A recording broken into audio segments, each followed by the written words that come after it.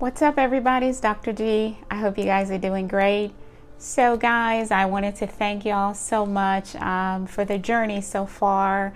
Like I mentioned in the previous video, we've actually exceeded 1,000 subscribers. I'm currently over 1,200 subscribers and still making progress. So I really want to appreciate you guys. Again, if you're new to the channel, please go ahead, click that like button and subscribe, and let's get going with this journey. So today, what I am going to do today is talk about some of the most common reasons why IMGs do not match into residency. It's a very common problem. It's really frustrating going through the whole process of medical school, getting through these hectic exams and not being able to match into residency. That's a very frustrating thing for sure. So what I am going to do today is list 10 most common reasons why I think IMGs do not match into residency, in no particular order, but these are like the most common ones. So as we all know, everyone's got different application. You have a different profile, so your reasons for not matching into residency may be different from one person to another. But today I am going to highlight what I consider to be 10 most common reasons why a lot of IMGs do not match into residency. So let's get started. So the very first one is one that is well known to every applicant, well known to every medical student, to be honest, not even just IMGs. And this is failing the USMLE exams. That is number one. We all know the USMLE exams are very important exams, especially USMLE Step 1. Thankfully, it's been changed to pass or fail. Honestly, there are pros and cons to that. I actually made a video about that too, like what I think. Like I was saying, failing any of these USMLE exams is the one of the most common reasons. The second reason sort of piggybacks off of this first one, and that is having multiple attempts on the USMLE exams. So let's say you failed the exam, and then of course you went ahead and took the exam again, and then you finally passed it, or say you failed it twice or 3 times or whatnot, and then you went ahead and eventually passed the exam. So the good thing is, yes, you finally passed the exam, but the bad thing though is these folks, like, they're reviewing your applications or looking at these multiple failed attempts and judging you based on that. And unfortunately, that's actually one of the things that contributes to not matching into residency, and not even just for IMGs. And this also applies to USMDs as well. But of course, we do know IMGs do experience the worst case scenario when it comes to considering applicants with multiple attempts on the USMLE. They judge you based off of that. That really sucks. But a lot of times I think it's because you're very limited spots as far as like residency. So they sort of use that as a criteria to filter out applicants. So reason number 3 as to why IMGs do not match into residency is having deficiencies or mistakes in the ERAS application. That's number 3. For residency, ERAS application is a big deal. That's where you do the bulk of the work when it comes to application. And you have to pay like close attention. You know, that attention to detail is really important when you're completing your application for residency. And ERAS, there's a lot that goes into it, and if you rush that process, you may forget things, you may miss things, and I've even heard of situations where people forget to assign documents. ERAS is more like where you collect everything, fill out your application, but then you also have to remember to assign these documents to the programs that you apply into. But there have been cases where people have forgotten to assign these documents, like forgetting to assign your LORs, forgetting to assign your USMLE transcript to the programs that you applied. And of course, you can imagine how devastating that will be. Say application open the first day and you're excited because you're thinking, well, I've already submitted everything on time. A few days later, you look and come to find out you actually didn't apply these documents to the programs. And of course, these programs are not going to reach out to you to say, well, we're missing XYZ, because they're just going to move on to the next applicant that's got a complete package, right? So that's really important. Paying attention to your ERAS application, that attention to detail is really important. Another thing that I do recommend though is having someone that's gone through the process just sort of read through your application, more like a proofreading for you, to make sure you've crossed all your T's and dotted all your I's and everything, just to make sure you have everything in place.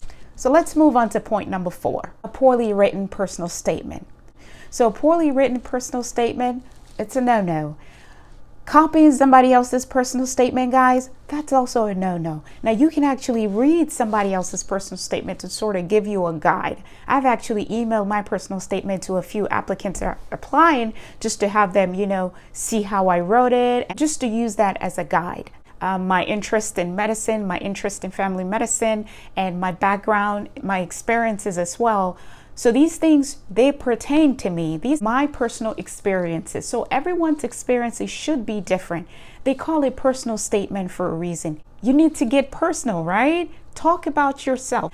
Talk about what led you to medicine, and talk about what you bring to the table, because that's one thing a lot of people forget. I've received personal statement from fourth-year medical students just to review it and give them feedback. And one of the things I notice a lot is because they call their personal statement, a lot of people, yes, remember to talk about the experiences, but what some people forget to talk about is what they bring to the table, what you have to offer, that specialty. And that's really important, because when I'm reading your personal statement, I see the background, I see the influence in your life or what motivated you to get into medicine and all that stuff. But I also want to see, what do you bring to the table when it comes to this specialty? Okay, my reason number 5 for why IMGs do not match into residency, and that is having a huge gap from when you graduated to the point at which you apply to residency. And that's really important. Like my program specifically, I believe they want you to have graduated within 1 to 2 years in order to apply for residency. I know a lot of programs will accept candidates that graduated within 5 years ago. Keep in mind, guys,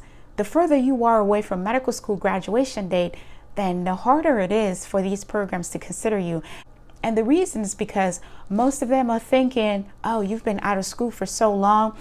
You probably went back to do your day job or maybe some sort of research, whatever it is you were doing. But to them, they're thinking you've been away from school for too long. So that medical knowledge, that foundational knowledge that you have, you may have started to forget things. So for them, they prefer students that are fresh out of school. And then those are the best candidates, fresh out of school. And also something to keep in mind, your best chance of getting into residency is from that moment when you graduate, right? So say you're applying this year and you're graduating this year, you're the kind of candidate they're looking for. Like for me, I graduated in 2021 and I also got into residency in that same 2021. So because my program wanted folks that graduated within 1 to 2 years from their medical school graduation date. So keep that in mind. And another thing I will also point out is, we all have different circumstances, right? There is a reason why you were out of medical school for XY number of years. There's a reason why you were out of school for 5 years and didn't get into residency. But if you're applying, let's say you happen to fall into that category, one of the things that you can really do to improve your application is be sure to explain what happened, right? So explain that gap from when you graduated. Let's say you were out of school, it was 5 years ago, and you still hadn't gotten into residency, and then something happened. Maybe some significant life-changing event happened, an illness or whatnot, or you had even applied in the past and didn't match into residency. Whatever the reason is, just be sure to address that in your application. That way, they're not thinking, oh, you're just overlooking that, and you're thinking it doesn't matter, because it really does matter. So this is my point number 5 as to why IMGs don't match into residency. And an important thing to remember with this section is, if you failed the USMLE for any reason, if you failed any medical school courses, be sure to address that. After you address that, be sure to mention what you've done differently to improve yourself. My next point is point number 6. And point number 6 is not having adequate U.S. clinical experience. I believe this applies more to non-U.S. IMGs, because I know my program, their requirement is 12 months of U.S. clinical experience. But I remember when I was applying, I did also see a few programs were saying their requirements were between 6 months to 12 months of U.S. clinical experience. Most of these programs do want to see that you have some experience when it comes to how things work in the U.S. health system. So that's why a lot of them want 6 months to 12 months of clinical experience. So that's something to have. If you don't have that before you apply, I highly recommend you try to get that done before you apply, just because most of these programs, they want it. Point number 7 is not having strong LORs. So these letter of recommendation, a lot of us get these letters of recommendation. Most programs require you to have 3 to 4 letters, but there's a difference between just having an okay letter of recommendation and having strong letters of recommendation. And they say when you ask these preceptors for letter, you really do want to emphasize to them that you're hoping that they will write you strong letters of recommendation to support your candidacy for the residency application. That's what I told my preceptors, to be honest, even the ones that I had to send an email, and I put it in there, right? I put it in my email stuff, letting them know I really appreciate a strong letter of recommendation to support my residency application. I know you don't get to decide what goes in your LORs. You don't. The best you can do at this point is to be of your best behavior when you're in clinicals, right? Put in your best effort during these clinical rotations and hope for the best. But of course, be sure to emphasize that to the preceptors that you're hoping they will write you strong letters and not just an okay letter. And be sure to pick your letter writers carefully. So say you have a whole bunch of preceptors that you've done your clinical rotations. Be sure to request the letters from the ones that you have really good rapport with, the ones that you know will write something good and give you these strong letters that you're looking for. So my point number 8 as to why IMGs don't match into residency is not understanding the residency match process. So when you don't understand this, then you may not be able to apply on time or have everything that you need on time in order to apply.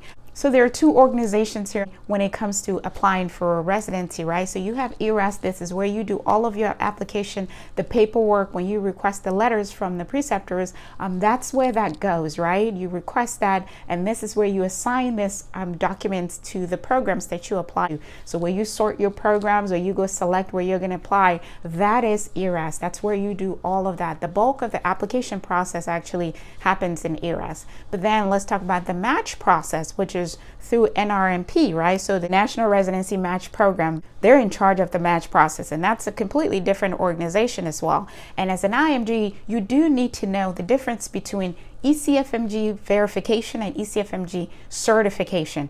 Now, you don't need to have graduated medical school. You can still be in medical school and be ECFMG verified. The important thing is you have to make sure you take your USMLE Step 1 and Step 2 in time, and every other requirement that ECFMG requires, so you can be verified. Because once you're verified, that means you can participate in the match process, which is where you go rank your program. But that's different from ECFMG certification, which is after you've graduated, you have your medical school diploma, you have Step 1, Step 2, and everything all completed, all requirements from your school. So the difference is, ECFMG certification, you do need a diploma to get that, and you can't get a diploma, of course, unless you've graduated, right? Different, but you got to know the main difference here and the deadlines that are associated with them. You actually don't have to be ECFMG certified in order to apply for residency, but I'll tell you what, guys, being ECFMG certified gives you more options as to where you can apply. I use myself, for example. When I applied, I was not ECFMG certified. The reason was I was still in medical school. I hadn't graduated, so I didn't have a diploma. So if I had waited to be ECFMG certified, then I most likely wouldn't have met the deadline for ranking and all that stuff. So I was ECFMG verified though. But here's the downside to that. I had to filter out all the programs that required ECFMG certification in order to apply. So you know what that means? That sort of limits the number of programs that I can apply. You've already graduated medical school before you apply to residency. This actually works in your favor, right? So you go ahead and make sure you're verified and ECFMG certified. So both, you have both. But if you're still in medical school, say you're applying the same year that you graduate, then that means you can only be verified, because the only way you can be certified is after you have everything, all your step exams and then the diploma as well. So understanding the match process, it's really important. And sometimes when people don't get this, they miss out on what's really important. They miss out on these important deadlines, and before you know it, ranking season will roll up on you. This will be like a whole missed opportunity. You miss out on that whole year, and then you have to apply the next year. So this is something to really pay attention to. And that's point number 8. I know I spent a little more time talking about point number 8, but that's really important. Know the match process, guys. Know these deadlines. Every year they release a calendar. When ERAS opens, which is usually sometime mid-September, and then when the match process opens, when ranking opens, all of that stuff. Know these things like the back of your hands, guys. Point number 9, we all know this one. If your visa requires, some programs will tell you straight up they don't sponsor visas. My program, I believe they sponsor J1. I think that's the one they sponsor, the J1 visa. But let's be honest, guys. These programs, they give preference to the candidates that do not require visas. It's a fact. These programs don't want to be bothered with the associated paperwork that comes with, the visas and whatnot. They prioritize the candidates that don't require visas over the ones that do require visa. If you're a candidate that requires visa and you're looking for residency in the U.S., one of the things I'll tell you is to make sure you perform really well in your USMLE exams. I know I actually have a friend of mine that she was in that situation. She's a Canadian IMG. She matched a program in Kentucky. Hey girl, if you're listening, I'm talking about you. She scored really well on the USMLE exams and she got interviews at a lot of places. So my point is, if you're a visa requiring candidate and you're applying for residency here, one of the things that you can really do to boost your application is to perform really well on these USMLE exams, and that will get you noticed. That definitely will get you noticed for sure. And my very last point as to why IMGs don't match into residency, point number 10 is applying late. That's the worst thing you can do to yourself, seriously, when you're applying for residency. You got to have everything done on time, okay? I've said this before in a previous video. These LORs, they take time to be processed, not even so long, about 2-3 weeks or so, because once your preceptor writes it and sends it in to ARIS, it takes ARIS about, I know mine took like 14 days or so to be processed, and then so you have access to them and can easily attach it to your application to these programs. But guys, you got to apply early. Remember, even with the preceptors, you have to start asking them early. When you're doing those electives in your 4th year, start thinking, what preceptor am I going to request these letters from, and stay on top of them. These preceptors are busy, right? They're busy physicians. So we got to understand that. But at the same time, if you really want to help yourself, you got to start early. You have to start early to request these letters from them. So before I close out this video here, important thing to keep in mind when you do apply is make sure you read through everything. Have somebody that's gone through this process look through your application and pay attention to every detail in your ERS application. Every yes or no question they ask on there. Be careful when you check those little boxes, because just checking one little box of yes or no can make a significant difference. I'll give you guys a quick example. I know someone that when she was filling out the application, there's this section in ERAS. It's more of a yes or no kind of question there, where they ask, do you certify that you can willingly perform the duties associated with residency, blah, blah, blah, blah, stuff like that. And she checked off no, because the questions before that had asked a whole bunch of other things. I think those questions having to do with probation. Have your license ever been suspended or whatever? You know, those kind of questions where your responses are usually no, no, no. Have you ever been involved with any kind of criminal activity? Blah, blah, blah. So those things, because she had checked off no with everything else, that question at the bottom where he asked her, do you certify that you can perform the duties associated with residency? She also went ahead and checked off no. And she realized that after the fact. Now you go back and review your application and realize that they asked you, can you perform the duties in residency? You actually said no. That's a big deal. As far as I'm concerned, that's a big miss. And guess what? These programs are not going to call you to ask, hey, why did you say no? Why did you say you can't perform the duties in residency? What's the reason? Blah, blah, blah. They have way too many applicants to review their applications. So they would rather just toss yours to the side and move on to the next person. So be careful with these things, guys. There's so many reasons why IMGs don't match it to residents, even the USMDs. But of course, we know chances of matching as a USMD, even as a DO student, is much higher compared to IMGs. But there, again, like I said, there are a lot of reasons, but these are just 10 that I chose to highlight. So everybody is different. Your application will be different. If you go through this process, if you're not sure, ask someone that's gone through the process. If it's your first time down this rodeo, be sure to ask somebody who knows the process to help you out. Anyway, guys, I'm going to go ahead and stop here. I feel like this video is kind of running too long. So you guys, please don't forget to subscribe. Don't forget to like, send me your comments. Okay, send me your emails, your messages, whatnot. And I will be sure to respond to y'all. Until next time, guys, it's Dr. G.